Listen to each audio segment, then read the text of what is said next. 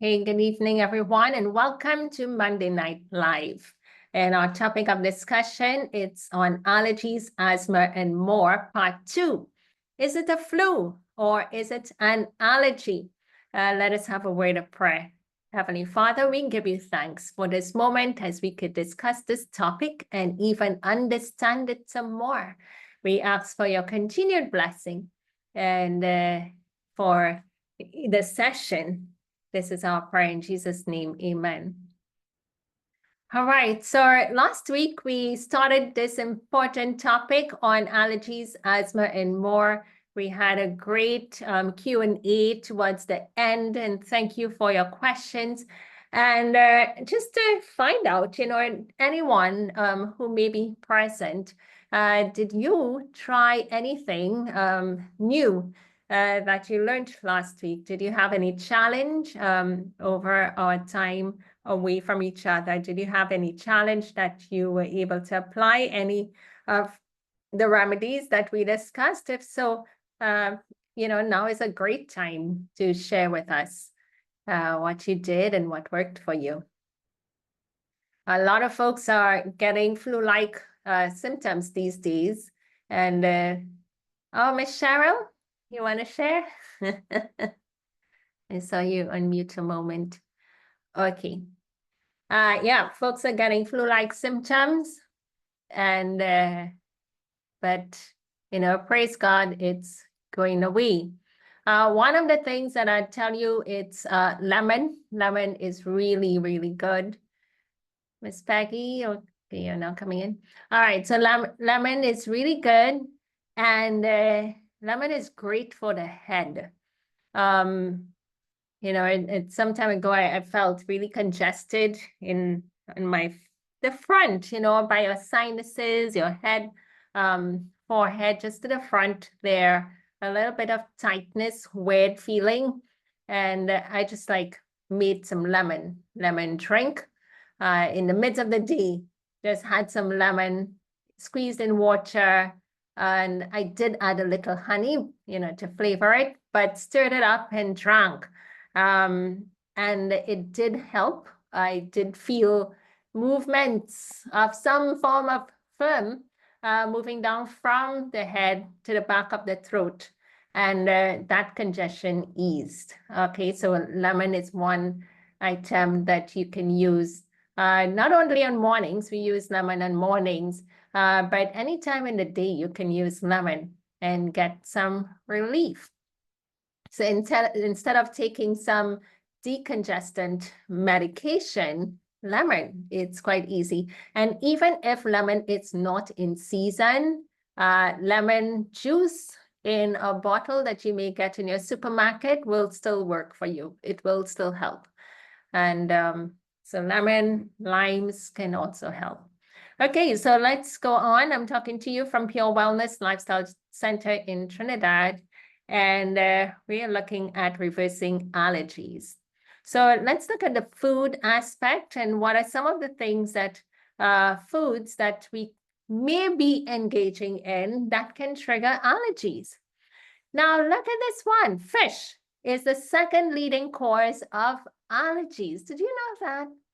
Yeah, a lot of times folks are having sneezing, they feel a congestion, they're having issues, and so fish may be a major part of their diet. And if they were to give that a break, they can experience better health. Crustaceans, so those would be like shellfish and so forth. Now, you can also have allergic reactions from these shellfish with itching on your skin hives. And it can be mild or it can be severe. And some folks just know they have it. Their ears itch, it gets red, their skin all over, they're itching because they ate crab or they ate shrimp. And they itch for that. Eggs can also trigger allergies. And what even with children, This can happen with children as well. They're itching their ears, they have runny nose, and so forth. Dairy. Oh, dairy. Repeatedly, you see dairy can cause allergic reactions with mucus buildup. So is it a flu or is it an allergy? And so once the mucus build up, they start a cough, they have runny nose, they're sneezing, they're blowing. Dairy, sugar, and those things are so easy. I see them all the time. Nuts, individuals can have allergic reaction to nuts, any type of nuts. Some may be just peanuts. So you would have to recognize and observe that in yourself. Soy, gluten, bread, wheat. And when individuals have an allergic reaction to any of these items, they will be paying such keen attention to their food that these ingredients or food items are not a part of their diet.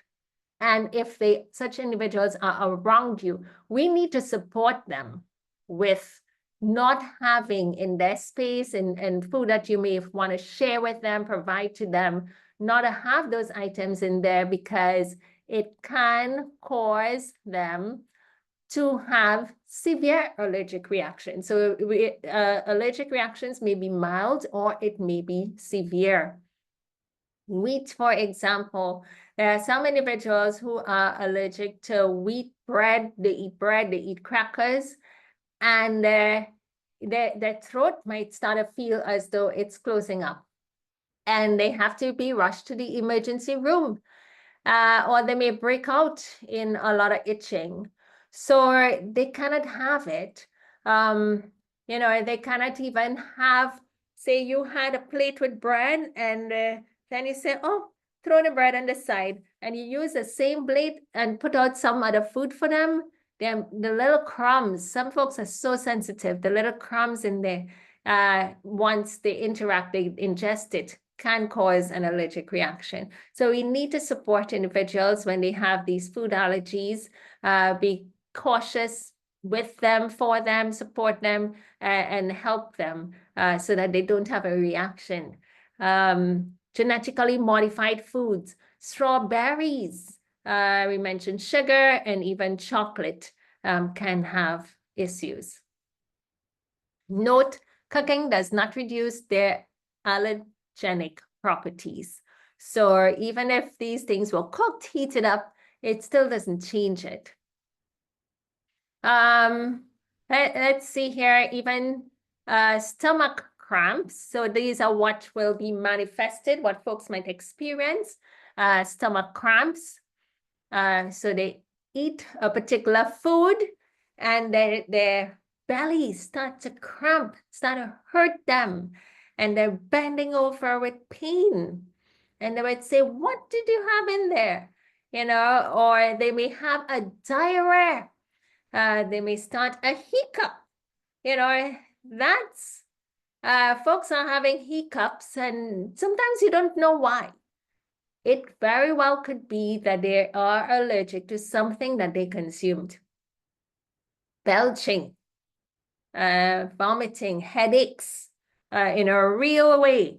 And these things can happen instantly as they consume a particular food, because we're looking at food allergies, or it can happen like about 3 to 4 hours after they have consumed the food. By then, the food item would have gone through past their stomach and now in their small intestine, and whatever nutrients or properties gets absorbed into the bloodstream. And then the itching starts, and then the headache comes, So you watch, what are you experiencing, and what did you last eat? And of course, have a book, a log, a food log of food item consumed and the symptom experienced. And when that happens, you'd be able to trace it and prevent consuming that food item. What about oral allergy syndrome? you find that here your immune system is triggered by proteins in some foods.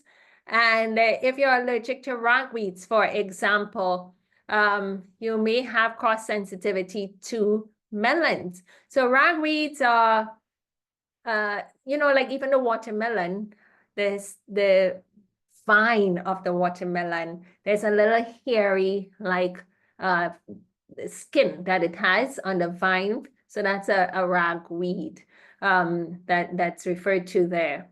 But sometimes folks have that, but they may also show sensitivity for bananas, tomatoes, zucchini, sunflower seeds, dandelions, chamomile, echinacea. And because those items may have similar hair-like structures on the tree plant itself, or that because a person has an allergy, a food allergy, you find that they may just be allergic to many foods at the same time. And usually it's because they have a poor gut. Their intestine is like leaky.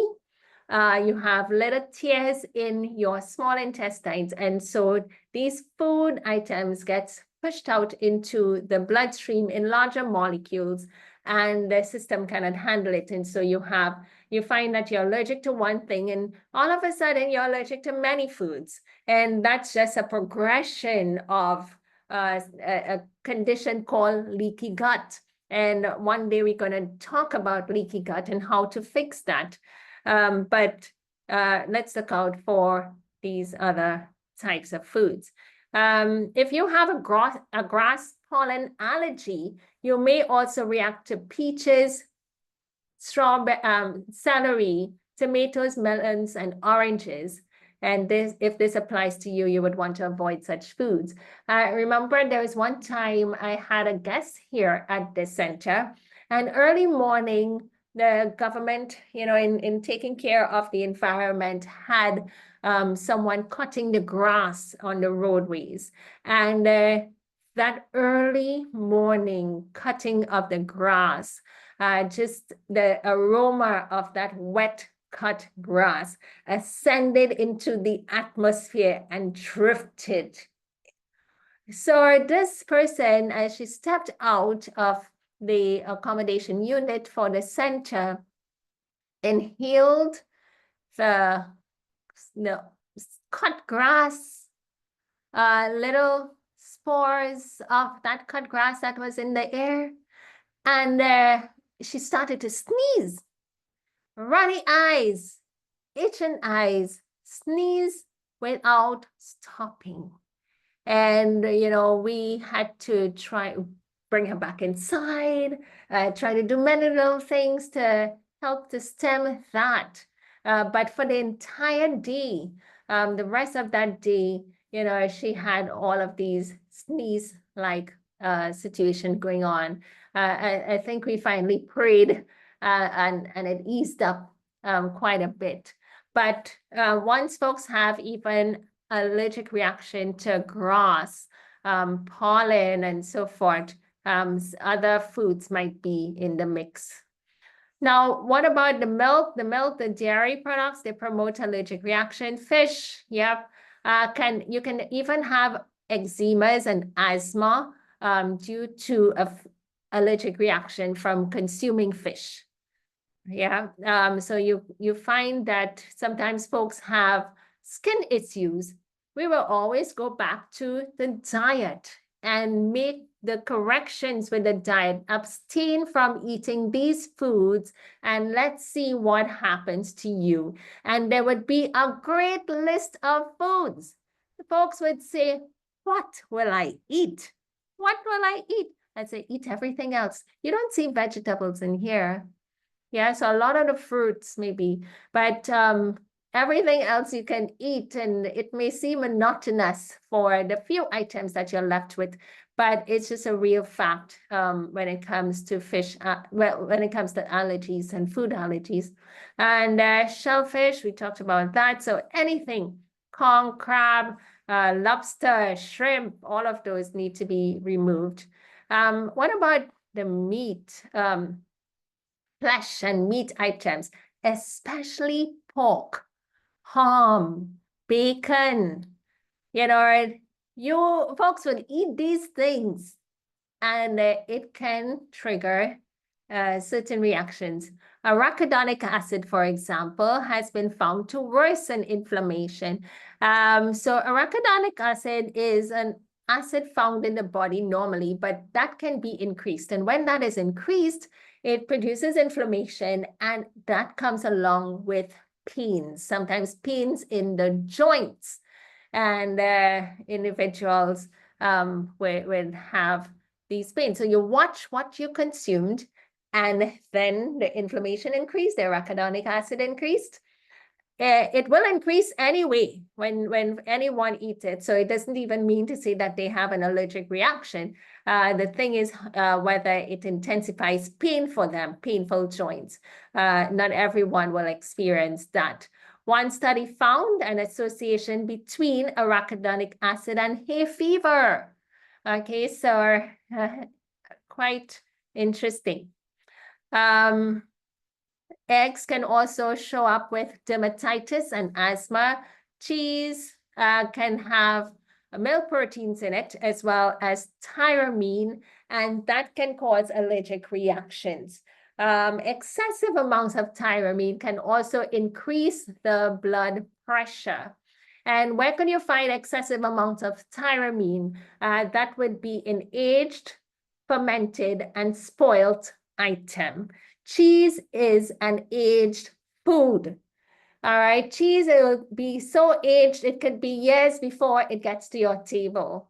So cheese, any food that is fermented, any food that is like fermented like vinegar or pickles, any food that is spoiled. Yeah, well, you can say cheese spoiled too, but spoiled like overripe fruits can be they will have increased tyramine in them, and they can also trigger allergic reactions in individuals, and they can also increase the blood pressure.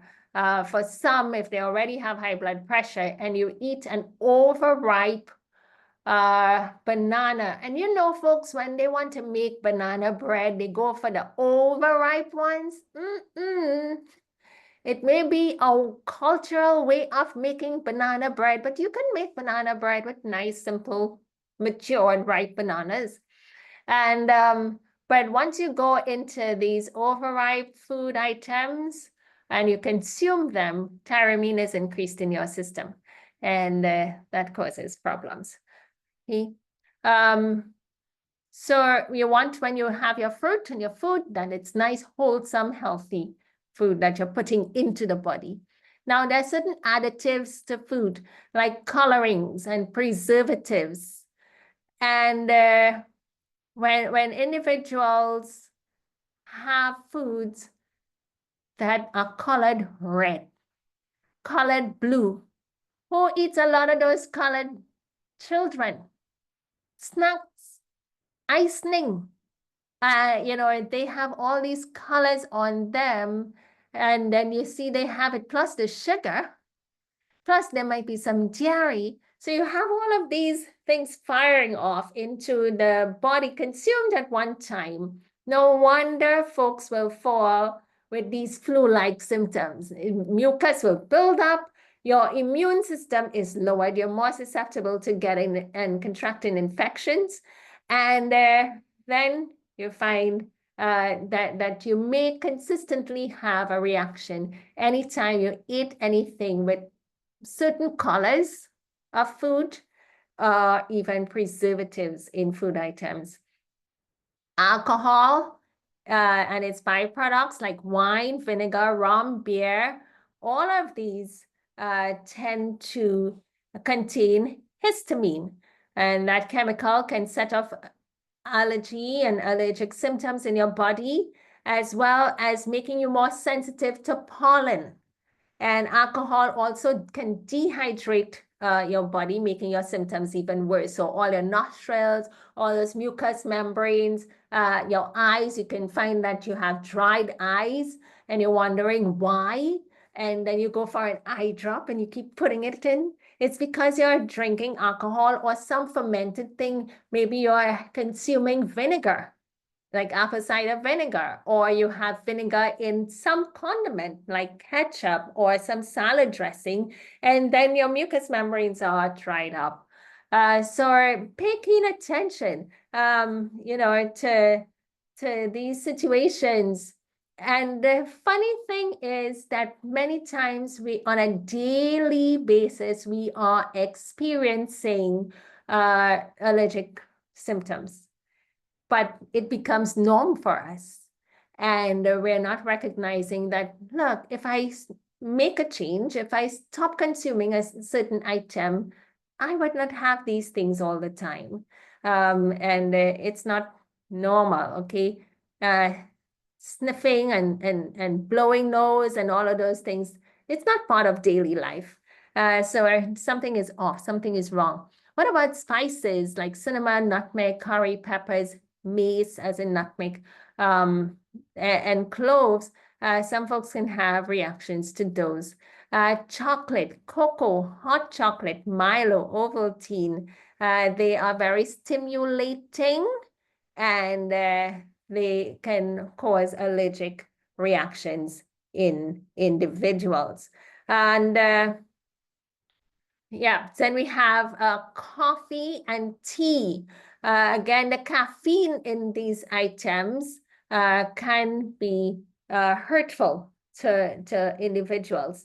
Apart from it constricting the blood vessels and reducing oxygen and blood flow to certain parts of the body, caffeine and tea can increase cyst in the breast, many other things, and individuals may have an allergic reactions to them. And here are some of other foods. Let's see, what did we call it? Peanut, honey is also one that we need to watch. And babies should not be given honey.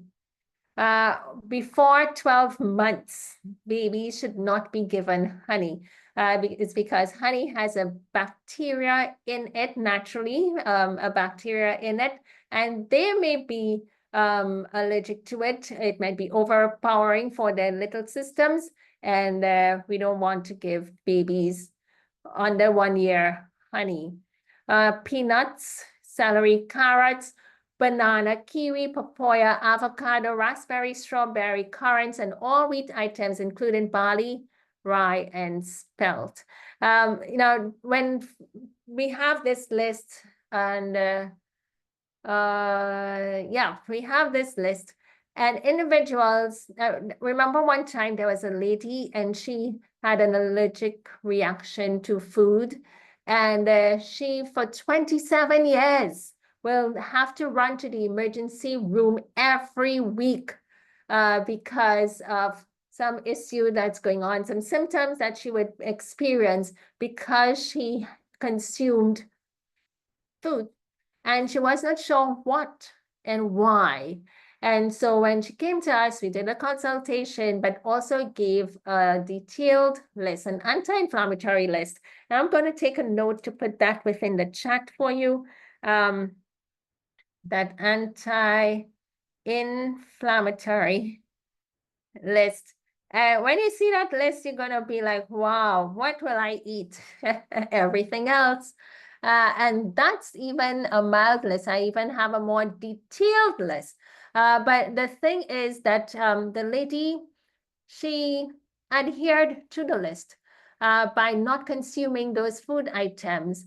And after 27 years, was able to go through 1 week, 2 weeks without going to the emergency room, because she had so many symptoms, over 20 different reactions, and all of that went away. All of that cleared up because she made a change. It was there were food allergies that she was experiencing, and it would require you to stay away from those foods for a while. Sometimes it could be 8 months. Sometimes it could be a year, depending on your system and how quickly your body heals.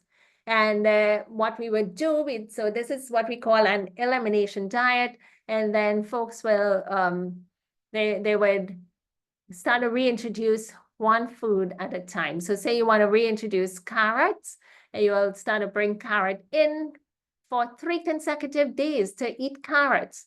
And if no adverse reactions, you're still good, you can keep the carrot. But if you had an adverse reaction, you got a headache again, like you used to, you know that pain, you leave the carrot off.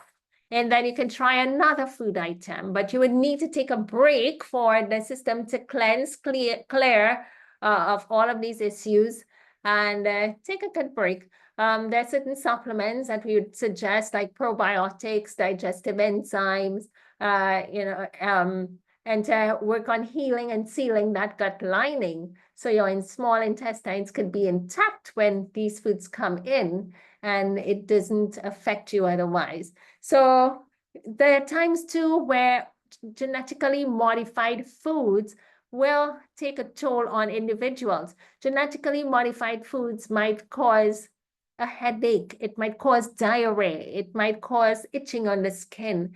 Particular food, papaya, for example. At one time, when these papayas, lots of papayas are genetically modified, okay?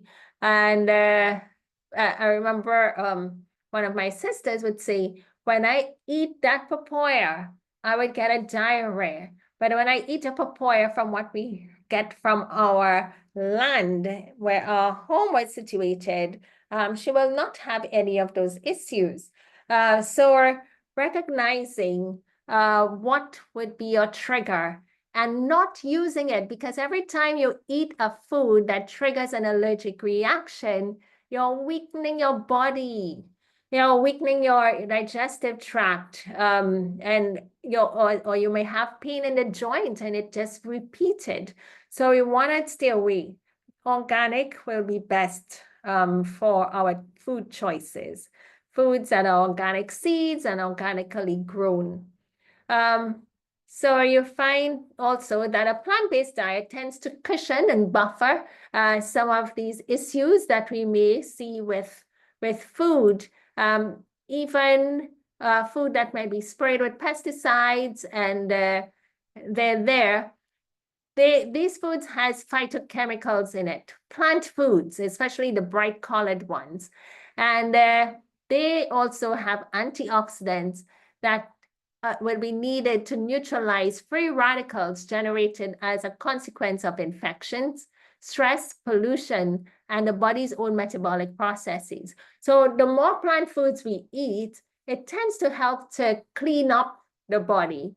It will also provide a resistance by building a stronger system, your immune system, and then you find that there's nutrients that are key in helping our immune system to be enhanced and to function well, such as provitamin A, so foods that has beta carotene in it, our yellow, orange, green, foods, the vitamin C, foods that has vitamin E, and flavonoids, they tend to help provide what the body needs for a stronger immune system. So having a good immune system can stem and keep you from experiencing allergic reactions. Now, protein is also important, and having good plant source protein, the antibodies that the body produces to combat foreign substances are formed in proteins. And so the protein poor diet can cause you to have a low immune system. So you want to make sure that you're having adequate amounts of protein in your meal. Where would we get the protein from? It's not only animal foods that has protein, in that way you're eating it secondhand, because you see the animals would have first eaten the food, the real food that had the protein in it. Maybe the animal might have eaten the soybean or the green grass, but what we need to do is to eat the food firsthand. So let's eat the whole grain. Let's eat the brown rice, millet. Quinoa is excellent as a source of protein, a complete protein in itself. You may have tofu, that's another complete in terms of amino acids to give us protein. And all forms of beans, peas and beans, even when combined with grains, will give us sufficient amino acids. You find that your grains and vegetables, when combined in a meal, will give you sufficient amino acids in order to make protein for your daily required amount.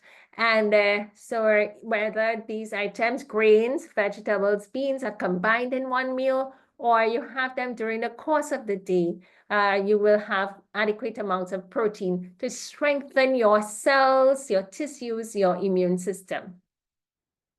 There are one or two trace elements that can give us a stronger immune system, and that is zinc, selenium, copper, and they provide antibodies to help to keep us well.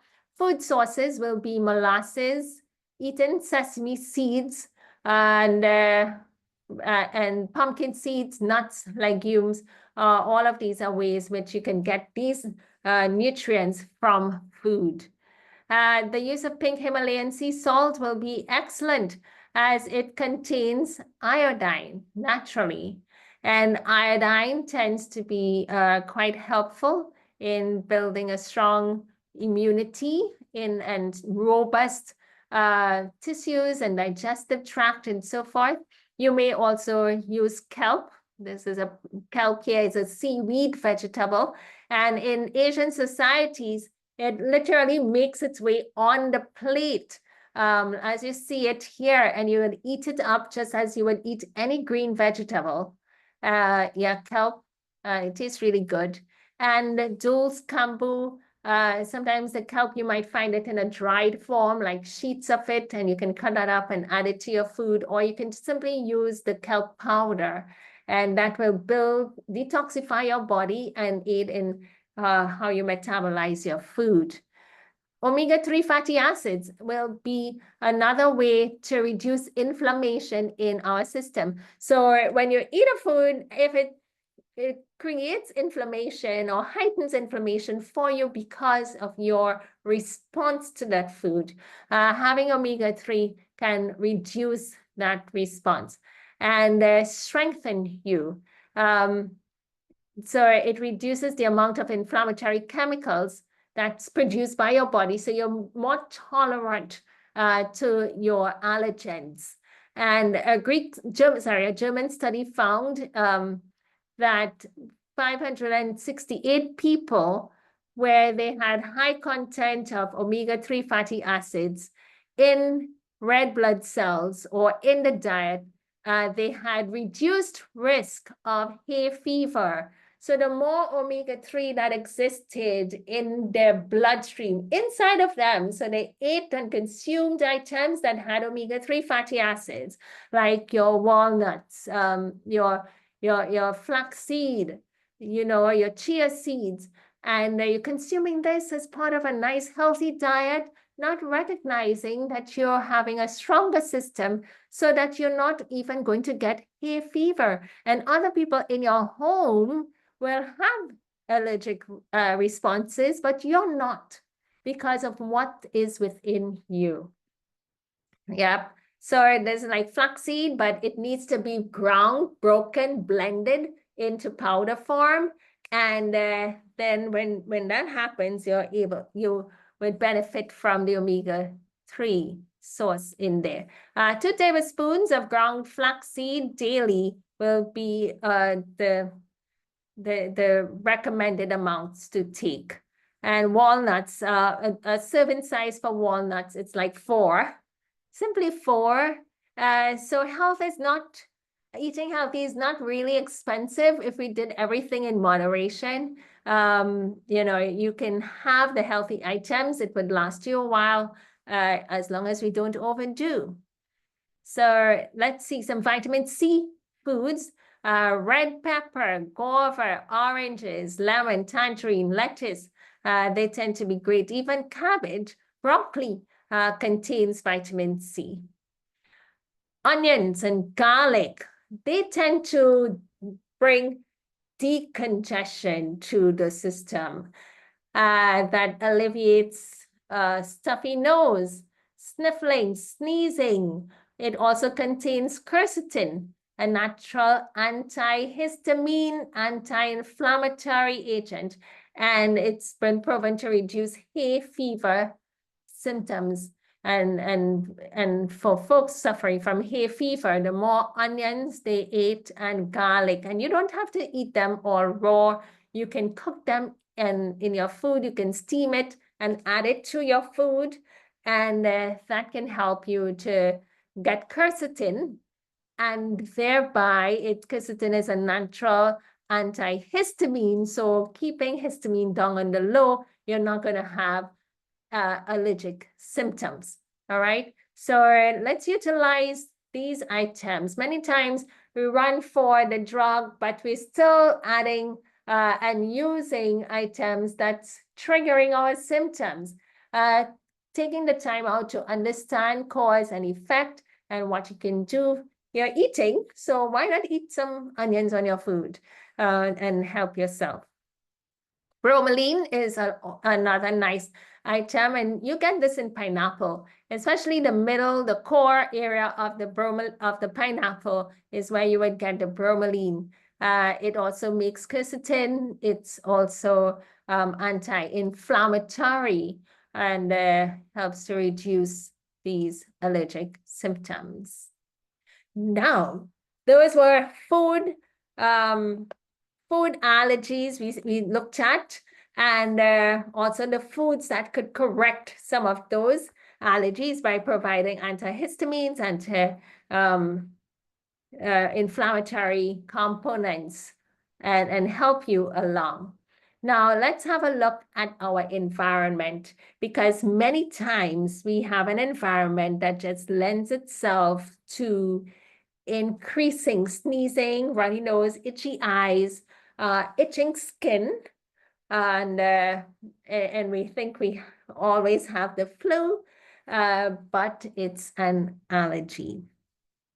There are times when individuals walk into a room and they begin to sneeze. What? I'm allergic to this place. They're correct, because something in that air is triggering their allergy.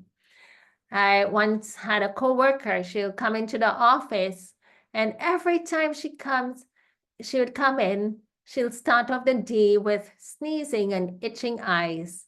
And she would say, oh, something in here. Maybe it's a carpet. Maybe it's the air vent that needs cleaning. So she would report it, and then eventually the air vents will get cleaned up, and may experience wellness for a little while until it comes all over again. Our environment, where we place ourselves in on a daily basis, nightly basis, could impact us in a real way. So let's have a look at some of these. Ventilation, it's huge. You will need to ensure that we have adequate ventilation. A lot of homes are built these days without any spacing and openings for fresh air to come in continuously, because we want to keep the mosquitoes out, we want to keep the flies out, and you don't have material that can go in front of a window or in front of certain structures to keep them out. So we have everything sealed up, closed up, shut in, no ventilation. The other day, one of my sisters said, I was talking to her, she lives in Winterland. You know, right now it's winter, and it snows sometime, it's freezing cold, minus 16 and 18 degrees this week. And this was last week we were talking, and she said, when I'm through talking to you, I'm going to go outside and take a walk, because yesterday I did not get any fresh air. You're in the home all the time. You go into the garage and you drive away, You go into a building and then you come back and she's like, I didn't get any fresh air. I'm going to go out and take a walk and get fresh air. 100% kudos. I agree with that because it's important for us to breathe fresh air. So you may not be in a winter state country. You may be in the Caribbean. You may be in the tropics. And you can do the very same thing to yourself.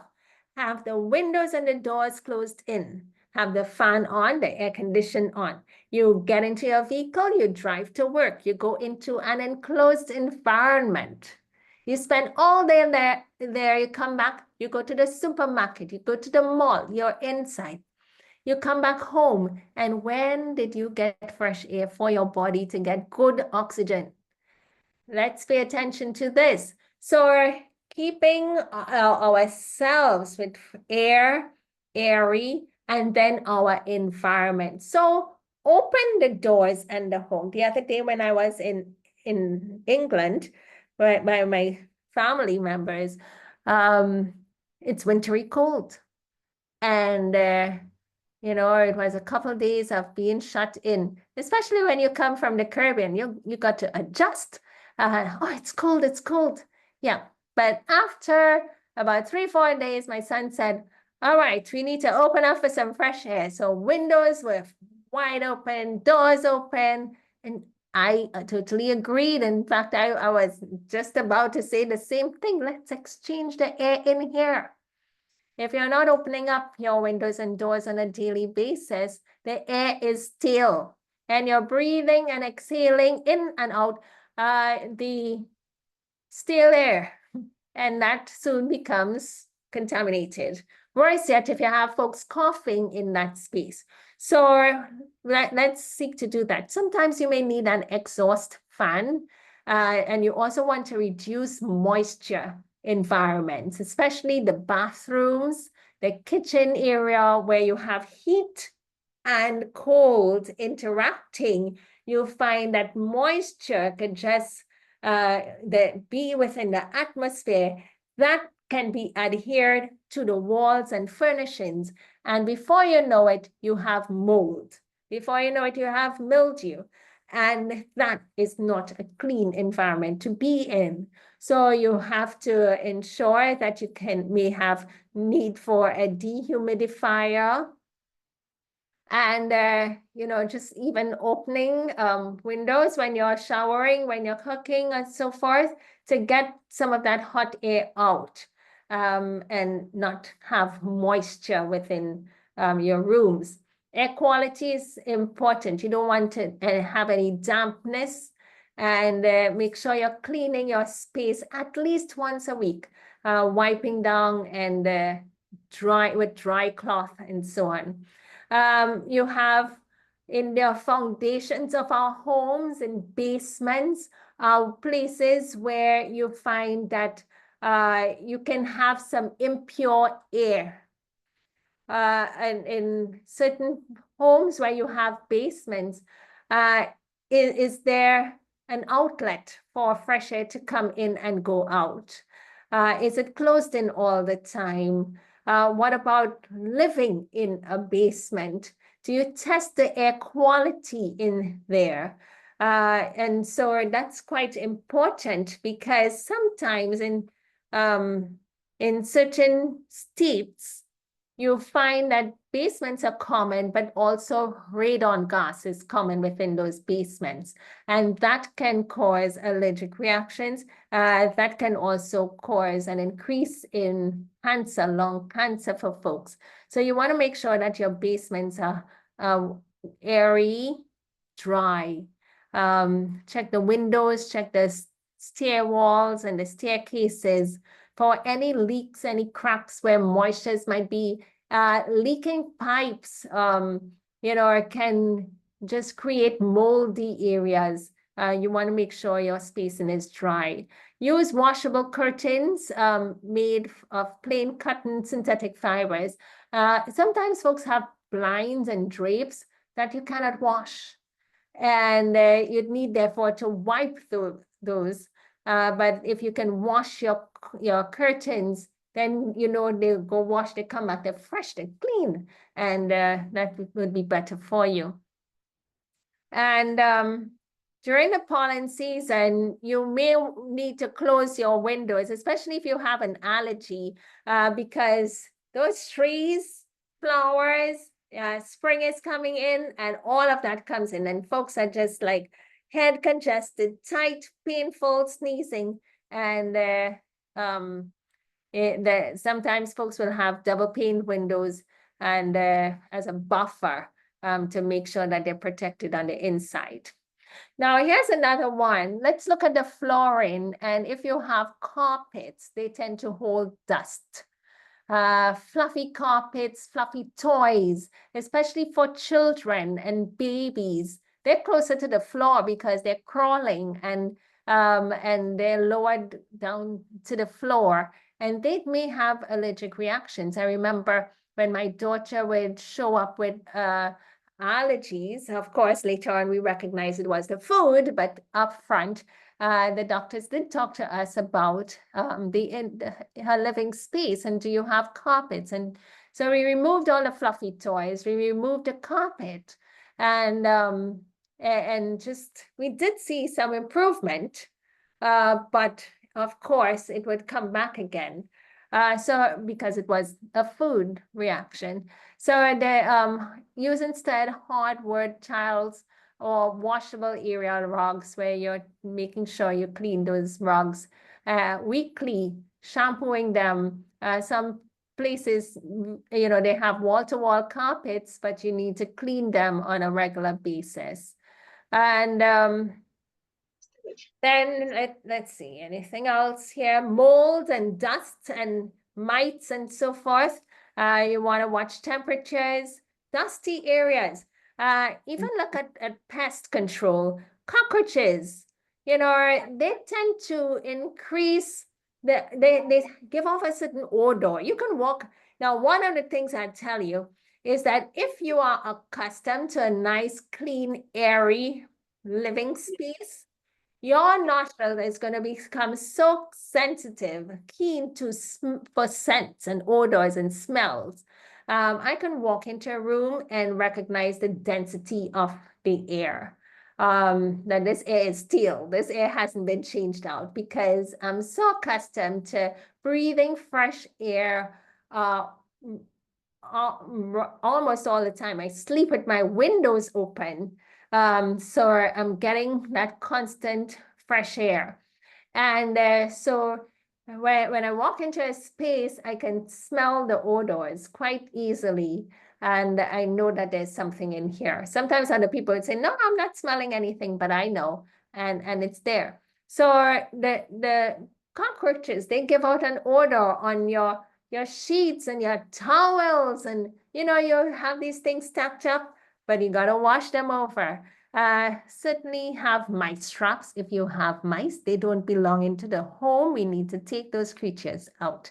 And yeah, so any little areas they can get in, make sure you seal them up so that they don't come and be your company in there. Mold, you can use bleach to get rid of it. You can also use vinegar combined with baking soda, and you mix that carefully, not to blow up the can, but you mix that carefully, and you can apply that to surface areas for molds, for cleaning it up. Use a dehumidifier if you're more prone to getting molds. It's because the temperature, the moisture is too much in the space. Smoking.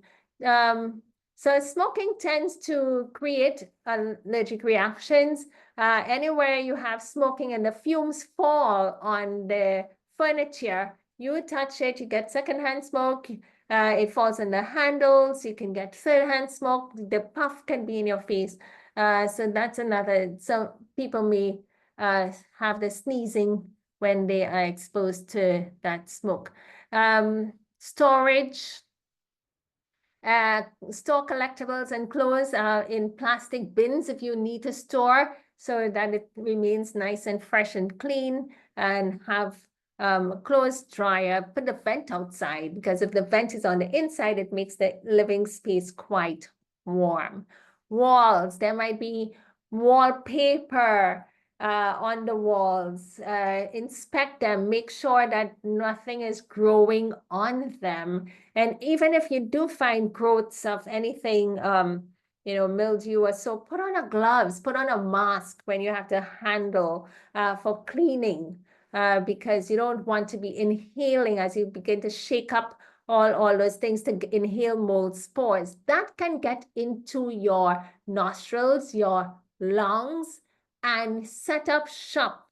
And then you have not just a mold allergy, you can be infected by mold, have a mold infection, and that can lead even to things like seizures and respiratory issues that it could be life-threatening. All right, so make sure that when you're handling, these mold and so forth, that you have a mask, you have a gloves, and be careful with your cleaning agents. Some folks would say cleaning agent, and they put and they put and they put, and it could be poisonous to you, too strong. All right, and you could pass out for it. There's some mold resistant paint, so you can ask about that. Scrub your showers and your tubs regularly. And I noticed, like, even in the Caribbean at night, you go shower, the air is cooler. Your bathroom is not going to dry off quickly for you. So if you recognize that you're having some buildup of some mold or mildew, try and dry off those showers. Have your showers earlier. Or when you're through bathing, you dry, just have a cloth and pass it over, and that can reduce the moisture in that space. Your toilets and your sinks, and you want to scrub them, and always look out for leaks. I really don't like under cupboards where you have leaks. I don't even like to touch them, go them there, see it. Because leaks are not friends, especially when in an enclosed area, and the air could be quite toxic to you there. Okay, so I am recognizing that we're at the top of the hour, but I just have 2 more slides before another section where we would pause. So what about sinks? Let's wash our dishes. Folks, some people like to take food to their room and leave the plate and the cup and the glass with food residue in it.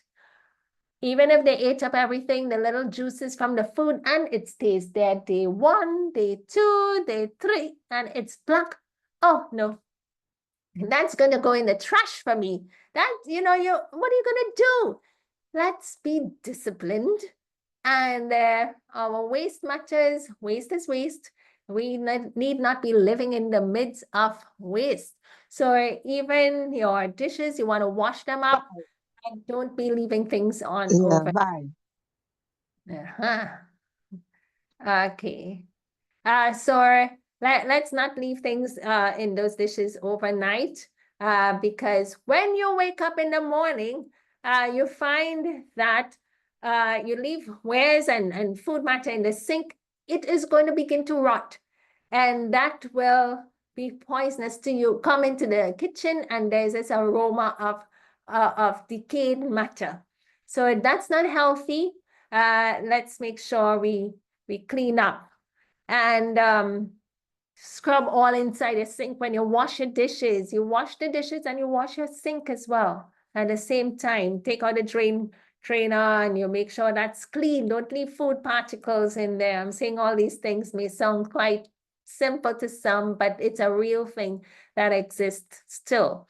Refrigerators need to pay keen attention to that because of the moisture. You may find mold growing in corners of your refrigerator. So constantly cleaning, cleansing, using baking soda and just wiping around in there. Sometimes folks have baking soda in a little container open, and that tends to retain some of the moisture, keeping the air pretty dry. Discard moldy or out of date food that has been expired. regularly emptying and cleaning any pans or moldy rubber seals around the door. Replace them if need be, but pay attention to cleaning those regularly.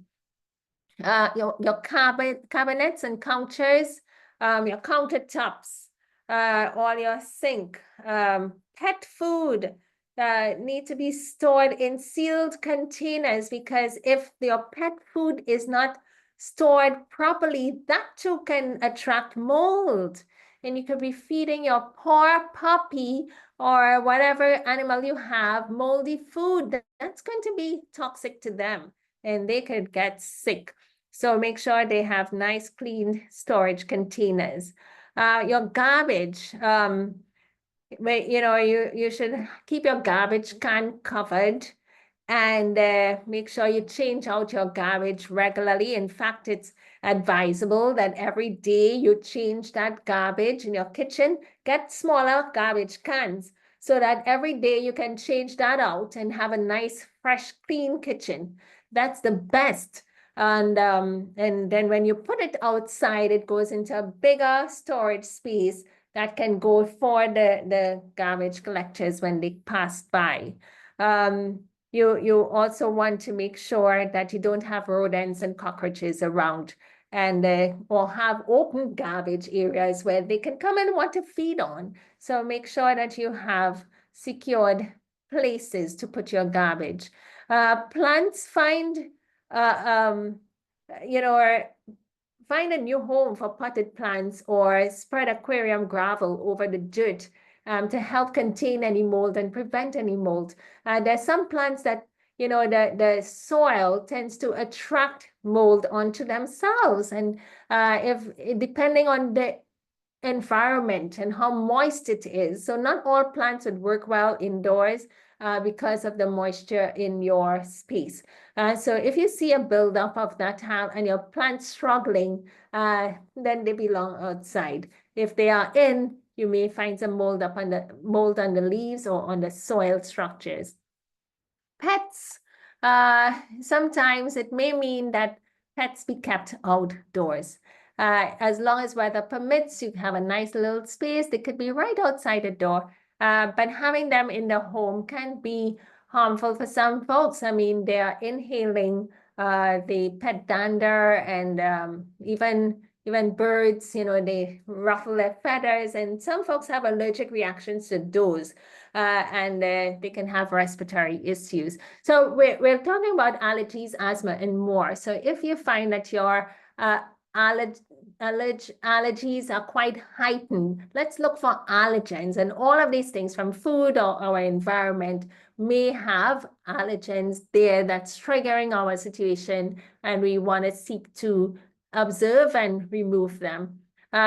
Dust is a real thing. If you have clutter in your space areas, on your dressing tables and countertops, books and magazines, you've got to clean your bookshelves and your racks and so forth to prevent any dust formation on them. Have you ever recognized that sometimes you may have been using shoes or a handbag, and then you put it down for a long time, and when you come back, that looks like some moldy stuff? It's because you've handled the article. You've handled it. You might have had food on your hands, and all of those organic stuff got onto that handbag. And then now months later, you come to it and it looks moldy, and you may need to throw that out. Yeah, because what are you going to put in there? That would be personal, for your personal use. So be mindful, careful, make sure that you have good, nice storage spaces. Inspect your articles, clothing as well, that you don't have any growths on them. All right, even for our toys for children, be careful with them. Sometimes you have to wash these babies' toys and keep them clean. Even if you have to store them, then they're clean and then stored away. So all of those things can trigger allergies. Now, last week I did say that this is a huge topic, and we're almost to the end, but not quite there. And so we will require a part 3. Now we're going in the solutions. So we've been talking about like identifying causes and so forth, solutions from a dietary perspective, solution for environment. Now we're going to look at solutions for lifestyle, and then the next would be solutions in some supplements or teas that you can use to reduce histamine and to help reduce some of these allergic reactions in the body, how you can optimize your immune system so that you're in better health. So like this gentleman here, he is walking for his health, for his life. He's breathing fresh air, hoping that there are no pollen in the air that he might be allergic to. But he's also in the sunlight, and sunlight tends to help prevent, allergic reactions in the system because it gives you a more robust body.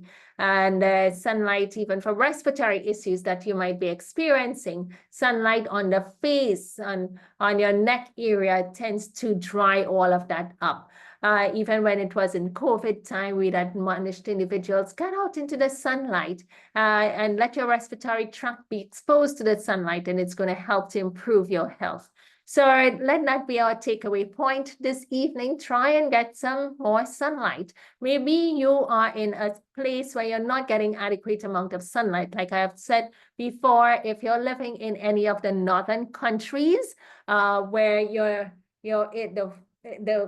air is cold, the environment is wintry, you're not going to, at this time of the year, get adequate amount of sunlight to make vitamin D. And vitamin D deficiency can and is a major cause for allergic reactions in people. And so even hay fever and other issues. So using a vitamin D supplement at this time is important, as well as getting sunlight for those who are in the tropical regions, getting it naturally, making it can be quite beneficial to you. If you are indoors and you're having all this sneezing and so forth, but you stepped outdoors into the sunlight, into the fresh air, as long as you don't have an environmental toxin from pollen and so forth, you would find as though your runny nose and sneezing stop almost instantaneously. And just that shift from the environment into something that's in a space that's more clean and pure and clear, you can find it stops. So experiment and explore in the coming days for what you may be experiencing, and see that the Lord is going to richly bless and reward you. So with this, I'd like to close out with a word of prayer, and then we'd open up for questions. Heavenly Father, we give you thanks for our discussion this evening, and we ask for your continued guidance as we seek to navigate life and find solutions for our health challenges. Teach us in so many ways. May we be ever observant and understand that disease never comes without a cause, that there is always a cause, and you want to help us identify and to remove that cause. Bless each of us as we separate. This is our prayer in Jesus' name. Amen. Now it's time for questions and answers. If you have any questions, now is the time that you can post them, ask them, unmute your microphone and ask your questions. Whether your question is related to what we discussed here, or if it is that you have a burning question this week, then you can still ask your question. I also want to let you know that our recording would be posted on our YouTube, which will be Dr. Natalie Nash YouTube channel. You can get all of the past programs right there. Okay, so question, does allergies change as one gets older? It does. It definitely does. You can find that As you get older, certain things that didn't disturb you begin to. Certain foods that you did not have an allergic reaction begin to harm you. And wheat, for example, is one of those where individuals might be doing great. They ate so much bread in their younger days. And then now they're in their 50s, 60s, 40s, and they cannot eat bread without experiencing itching, brain fog, or feeling mucus and so forth. And largely it's connected with leaky gut that they have developed. And so once you eat the wheat, it's getting out into your bloodstream in a form that's quite irritating to your system. So yes, as folks get older, they can experience more allergic reactions. Great question. How safe is wearing a mask? All right, so when it comes to allergies, sometimes wearing a mask could help to buffer some of that, especially if it's allergies to pollen. If it's allergies, like I mentioned earlier, if you're using cleaning agents, and especially working with mold, wear gloves, wear a mask so that it buffers and shields you from inhaling some of those mold spores. And so those can help. Of course, that mask, once it's used for a barrier to prevent you from inhaling an allergen, I would throw that mask out after use. After each use, I would throw it out because it can, whatever can be there on the mask, you might go and put the mask on the other side. When you're putting it on again. So just use it one time and put it, but it can help to buffer some of those things from inhaling. Good. And any other question? Or everyone is satisfied? I was told, next question, I was told not to use harsh chemicals like bleach and Clorox when you have asthma. Yep, because if you're inhaling, you can, sorry, if you're inhaling those chemicals, it could be too strong for you. And you would find that you have issues with your respiration.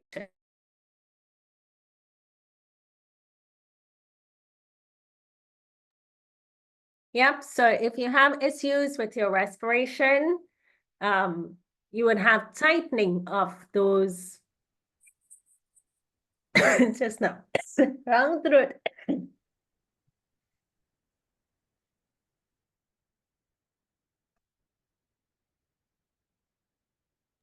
Wow, I'm allergic to something. That is just the wrong throat. All right.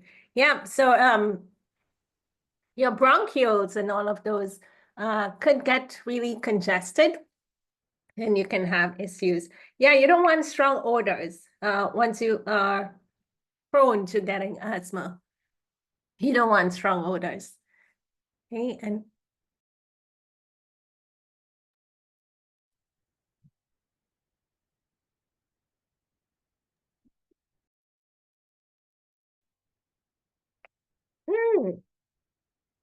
okay, nice question. A lovely question. Can kissing trigger allergies? Yeah. So I'm allergic to you because you kissed me. If individuals have, and this has happened with peanut allergies, there was once this lady,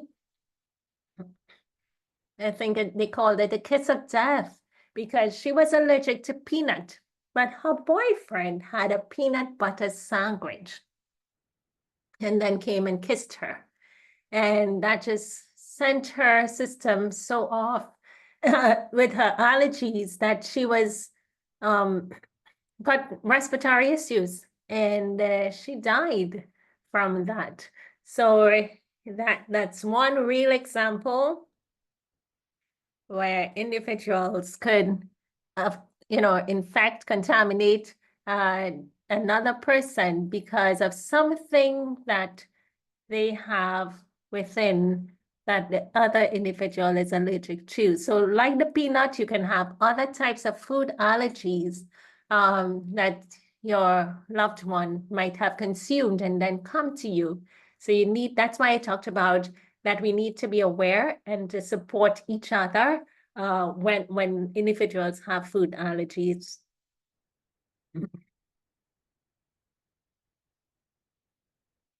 Okay, so what's the best natural cleaner for refrigerators?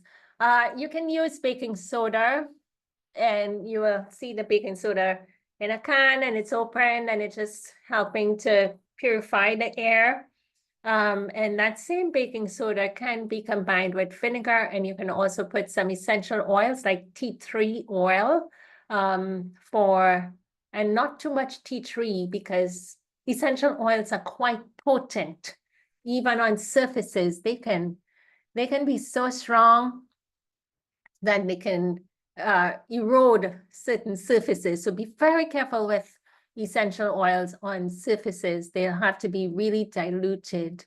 But using the baking soda as well as vinegar can help with cleaning the refrigerator. Sister Raman, I saw you raised your hand. Go ahead and speak. Yes, I just wanted to mention in reference to the peanuts, if you're traveling or if you're in a party and they're serving peanuts near you, you need to let them know that you're allergic to the peanuts, because they're not supposed to serve peanuts within a 5-seat radius of you on the plane. And if you're in a party or something like that, you need to let the people know. Either you get up and leave, or you need to let them know not to serve the peanuts near you, because it can affect you as well.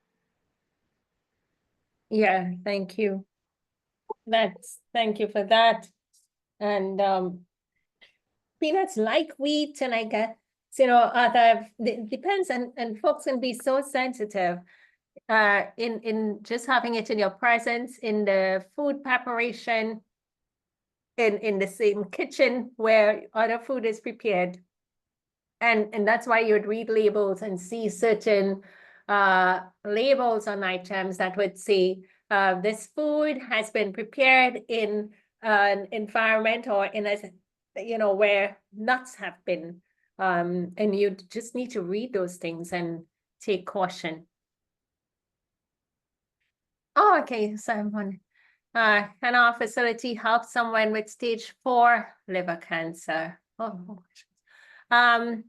we need to talk offline and see what you can connect with me directly on my phone, and we will be able to discuss and see what exactly is going on with the individual. My question is not related to tonight's topic. I'm experiencing numbness and tingling in the fingers on the left hand. And are there any home remedies that can help? Or your doctor prescribed a medicine, a steroid, and that did not help. Okay. So why is there a numbness? Let's look for a cause. Was there an injury? Ms. Veronica, you want to unmute yourself and talk to us? Hi, good night. Good night. Yeah, I had been recently handling a lot of cold, having my hands in a cold temperature, dealing with freezer and when in a cold environment, and it was like all of a sudden, I don't know if it was related to that, the exposure of a cold. But all of a sudden, I started experiencing the numbness and tingling, and I went to my doctor with the concern, and he prescribed prednisone. I think that's what it was, prednisone. It's prednisone here. Mm-hmm. For a week, short term, because he knows that I don't like taking meds, but it didn't help. Mm-hmm. And it's sometimes it's like my fingers on that hand, left hand, it seems a bit swollen and puffy. And then the numbness, it's concerning, it's concern about the numbness. Yeah. All right. So you have a condition that would exist with individuals in winter environments. Um, and so your hands, apart from feeling numb, does it constantly feel cold? That left hand. Not really. Does not constantly feel cold, but it's just that prior to that, prior to the exposure of all the cold, the constant cold, I did not experience the numbness and tingling, so I was not sure whether it was related or not, whether it was related to the cold environment. Mm-hmm. Yeah. So that can happen. And you continue to work with the cold and ice and so forth? No, no, I've sensed I've not been, you know, exposed to the cold after having some experiencing these issues. I have not been handling, cold items, working like with the freezer and handling cold items. I have not been doing so since. Okay, good. All right. So what you would need to do is there are a couple of things that to restore it. And one of the things will be to not just keep it in hot water, because sometimes folks tend to want to do that. But there would be like a B complex can help. You would also need to, let me see. I dealt with something similar the other day. Yeah, what we would want to do is to improve the circulation in that hand. Because there would have been some restrictions of circulation in the past due to the icing, the cold.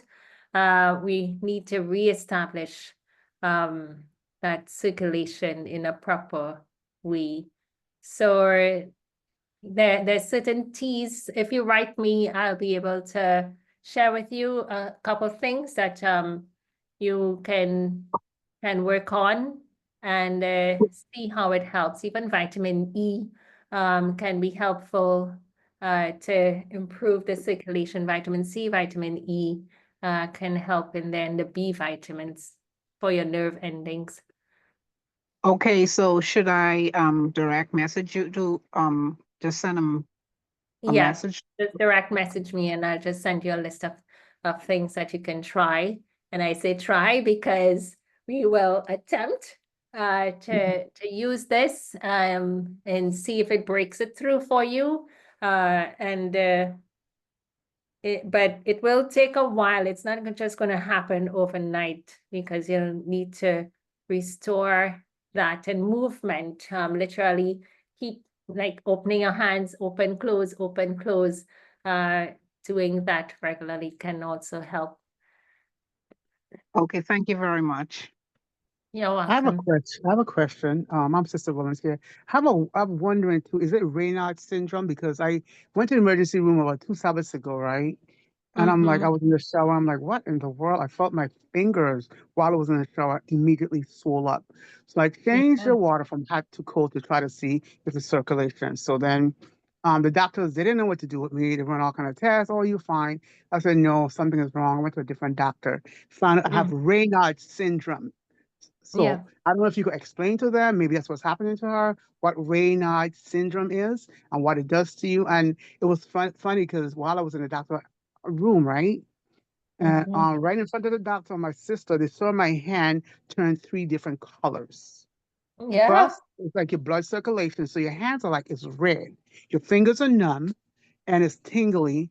And so Mhm. for what I found, I have Raynaud's syndrome. So what she's describing sounds like the same thing I went through. And I was weird because it happened right in the front of the doctor. And where to see my hands turn 3 different colors. So I'm just Mm. wondering, explain to people what Raynaud's syndrome is. Yeah. Exactly my thoughts. So, the Raynaud's syndrome and condition is where you have this severe exposure to cold, and it particularly affects the hands. It can also affect the feet, and you develop this sensitivity to it. And once it sets in, you have to seek to break it.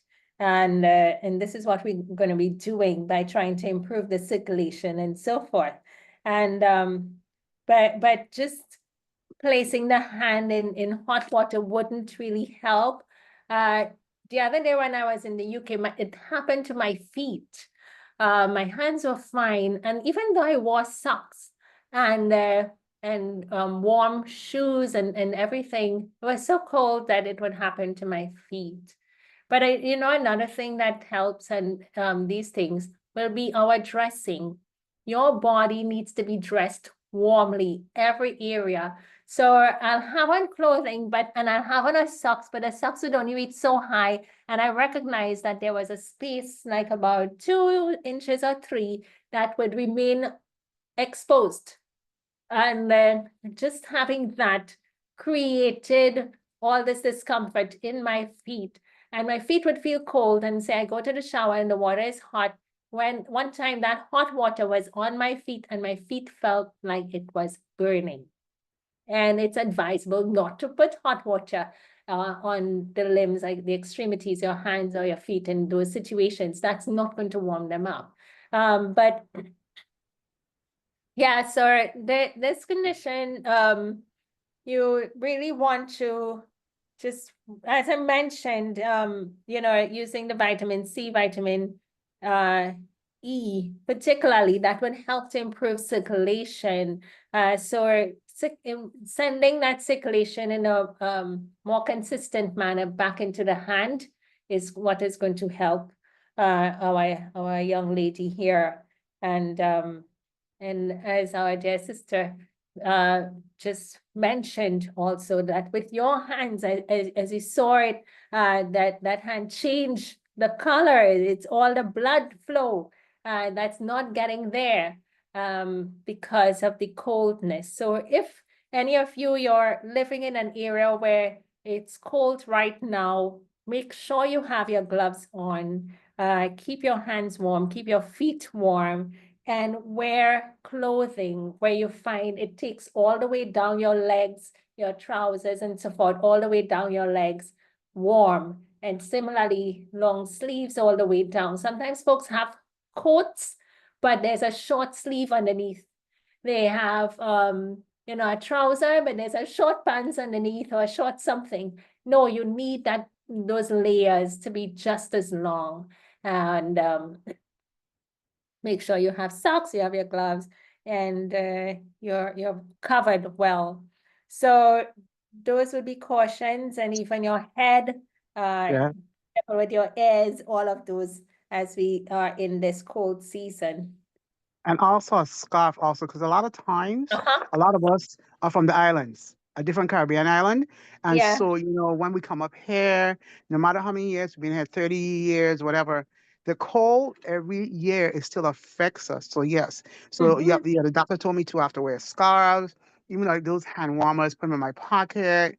And so even in the house, I gotta make Mhm. sure I'm having on like you said, long sleeve shirt, long skirt or pants underneath the skirt, whatever, just to keep your body warm. Yeah, that Raynaud syndrome is like, it's painful. So I know his sister is going through. Yeah. It literally pains. Yep. You feel pain. I was glad to leave. I mean, I only spent about 3 weeks, but I was glad to come back in the Caribbean because the toes would just feel literally the pain towards the tips of the toes. And I was like, wow. I didn't mind going through the experience, you know, to be able to understand what other folks might be getting. But even the, as you mentioned, the undergarments, look for those that are thermal type undergarments, shirt, or you know, it's closer to your body. Tops and for the pants, like trouser part area, undergarments that's thermal, that has the inner lining. Those things really help. Even if you invest in one and you have cotton and then you put that over, they help so much, and you could save yourself a whole lot of distress and money for healthcare and so forth by just having the proper clothing. That's hugely important. As you mentioned, the scarf, yes, definitely keep that throat warm, because that's another way where folks are getting a lot of respiratory issues, because the cold air by your throat will go down into your lungs. Similarly, keep around your waistline warm for your adrenal glands that sits right above your kidneys. So to the back of you, keep that warm. Even at nighttime when you're sleeping, make sure that you have warm clothing. You can have like cotton against your skin, and then like the fleece, like I like the fleece type material of pajamas and so forth that you wear. And if you're covering, you know, sometimes you cover and you turn, the covers, your back gets exposed, you know, or there's not sufficient covering on your back, and then you start to feel the chill later on. So make sure all around you it's really warm. Your face could take a little bit more of the chills, but very good. Thank you for your contribution. Yeah. Okay. Right. So I don't see we have any more questions at this time. Thank you so much for your attendance, participating this evening, and our session.